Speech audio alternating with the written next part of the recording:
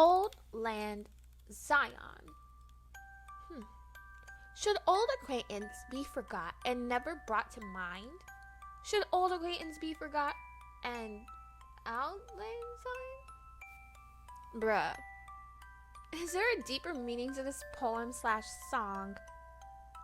It's said to be a drinking song, but after reading the lyrics entirely, it brought a certain line from the book of Psalms to mind. Psalm chapter 137, verse 3. For there they that carried us away captive required of us a song. They that wasted us required of us mirth, saying, Sing us one of them songs of Zion. First, let's rewind and review the entire psalm so that we can know the exact context of this verse. The author of this psalm is unknown, but speculators believe it may have been written by the prophet Jeremiah, who saw the ransacking and subsequent captivity of his home and people firsthand. The author begins with a description of their circumstances and an expression of their sorrow. By the rivers of Babylon, there we sat down. Yea, we wept when we remembered Zion. We hanged our harps upon the willows in the midst thereof. Okay, really quickly. Let me just add that the word Zion being used here is actually supposed to be the word Sion or Sion. It has such a sad. It's not starting with a Z. It's starting with a TS in actuality. Or that's how we would transcribe it from Hebrew, with a TS. So let's look at the word Sion or Sion really quick. Okay, 6725. Sion. Signpost, monument, marker. Masculine noun, Sion. Sign, title, waymark. Marker, monument, road marks. Okay, I just wanted to give that for clarity because there's another Sihon, or like Sion, which is actually the mountain. But this is Sion or Sion. It's interesting that Sasad is like something that only, or like the TS is something that doesn't really exist in all languages. I noticed it exists like in Mandarin, although they have like a C, it's like sa instead. But, or it's still the ta sa sound, but it's represented in like romanization as a C. Anyway, moving on. Next, he mentions the absurd request made by his captors, despite the previous verse clearly mentioning how their instruments had been left behind in the midst of their home, Zion. For there they that carried us away captive required of us a song, and they that wasted us required of us mirth, saying, Sing us one of them songs of Zion.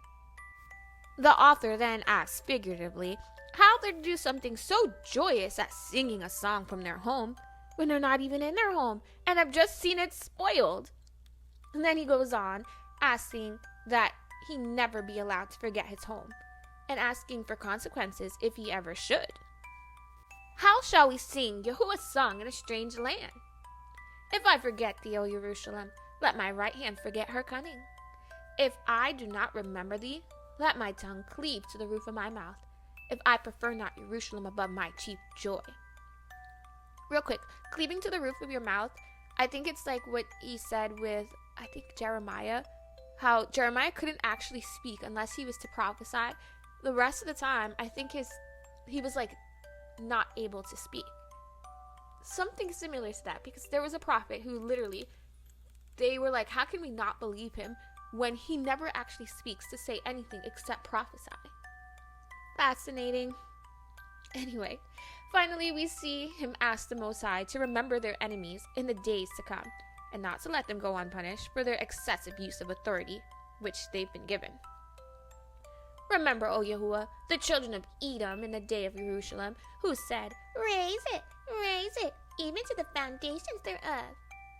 O daughter of Babylon, who art to be destroyed, happy shall he be that rewardeth thee as thou hast served us. Happy shall he be that taketh and dasheth thy little ones against the stones. Whoa, got dark there. Yeah, okay. Now, if you don't yet see the connection, let me help you.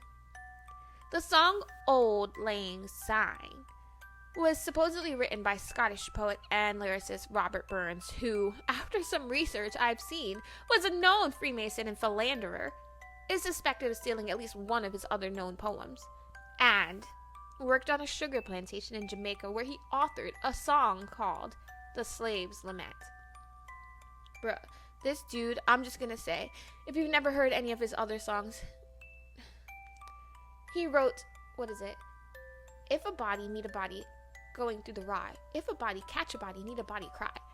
Now, it seems harmless and mostly ridiculous, but if you actually think about what it's saying, that is just disturbing. His song was the inspiration for the book The Catcher in the Rye, which is also just weird. As a kid, I used to like it, but it's just a weird book. But yeah, dude was definitely suspect. Suspect to like the 1000th degree. A similar ballad was authored before Burns' version called Auld Lang Syne, which was printed in 1711. Before 1711, however, at least 2 other writers had used the term Auld Lang Syne. I'm just never comfortable saying that. It sounds ridiculous. Or Auld Lang Syne. So maybe the term was commonly used. However, the closeness to the phrase Auld Lang Syne and Auld Lang Syne, it can't be ignored, bruh. We also just can't ignore that there's been several captivities in which Yahuwah's chosen people have moved abroad. Not by choice, of course, in captivity, but they've been forced abroad. It wouldn't be surprising if you catch people singing about the place that they've never been but wish they could go. It's like singing songs about paradise. You know? They're dreaming about going to this place. Anyway, when you take the lyrics of this song into account more closely, like actually read the whole song, and when you consider Burns' comfortability with borrowing, his association with Freemason, and his job on a slave plantation, and the hidden identities of those enslaved persons, when you take those things into account, it's very suspect. It really should make you think. Again, this is just speculation, but we already know the conspiracy is real. Let's examine the text to see if we can make any connections. Warning, you may experience some cognitive dissonance if you're not already aware of the basic truths. Go back to, now are they Hebrews? And just go through the playlist, or read for yourself. Should old acquaintance be forgot and never brought to mind? Should old acquaintance be forgot and Auld Lang Syne? Bruh, it hurts to say it like that. For Auld Lang Syne, my dear, for Auld Lang Syne. We'll take a cup of kindness yet for Auld Lang Syne. During this particular form of slavery, enslaved persons were constantly being moved around like cattle to serve whatever purpose the oppressors saw fit. But that didn't mean they shouldn't be remembered. Neither should their original home, like written in Psalm 137. Also, oddly enough, if you simply look up the phrase Auld Lang Syne, the song Auld Lang Syne comes up. Why would that be if it really meant what they claim it means? Old, long, since, which is really kind of redundant. Now, let's take a look at the rest of the song, which is less well known, but just as interesting. And surely you'll buy your pint cup, and surely I'll buy mine. And we'll take a cup of kindness yet for Auld Lang Syne. Yes, at first glance and first listen, this part certainly sounds like a drinking song, but it also reminded me of the book of Jasher. And yes, I like Jasher. Read it for yourself. It's sure to fill in a few blanks. Jasher chapter 53, verses 15 until further notice. And Joseph brought them out wine to drink, and they would not drink. And they said, From the day which Joseph was lost, we have not drunk wine, nor eaten any delicacies. And Joseph swore unto them, and he pressed them hard, and they drank plentifully with him on that day. And Joseph afterward turned to his brother Benjamin to speak with him, and Benjamin was still sitting upon the throne before Joseph. For the first time since they were separated from their brother, they drank and made merry. The poem seems to give off the same feelings of joy and gladness from seeing someone again who you've not seen or had the pleasure of being around in a long time. It's literally like a celebration. We'll drink to this, as people say. Anyway, moving forward. We too have run about the hills and picked the daisies fine, but we've wandered many a weary foot since Auld Lang Syne. Seems to be referring to a joyous pastime, but let's take an even closer look. The land allotted to Jacob's descendants is oftentimes described as having a lot of hills and mountains in the Bible. Sion, that mountain I mentioned earlier, is a mountain, according to scripture. Okay, look at the screen for mountain and hill references. I'm not going to read all of it. I want you to do some work. Come on. As Psalm 137 describes, and as the Bible confirms, the captives are literally being walked out of their land into servitude, never to return to their home as far as we know, separated from their home and the rest of their nation. We too have paddled in the stream, from morning sun till dine, but seas between us broad have roared, since old lang syne. Now this verse is both literal and figurative. The Most High sometimes refers to peoples and nations as waters, and just like back in the day, Yashar'el and Judah, letting other people and other nations come between them was a problem. It's still a problem today. There is also an obvious physical separation between the people of the Most High, owing to their most recent captivities. There are literal seas between us.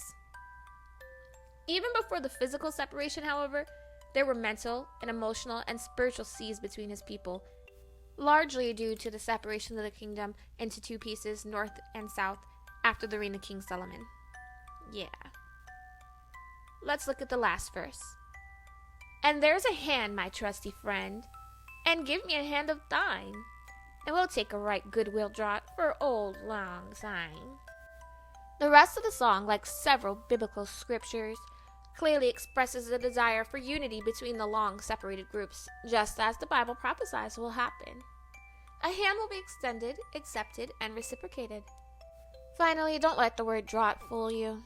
Yes, it can mean a big gulp, but according to the Cambridge Dictionary.org, it can also pertain to a depth of water needed for a boat to be able to float. So speaking theoretically, the two can come together after a huge draught, a rush of water used to push a boat through a narrow passage or a passage that doesn't have much water.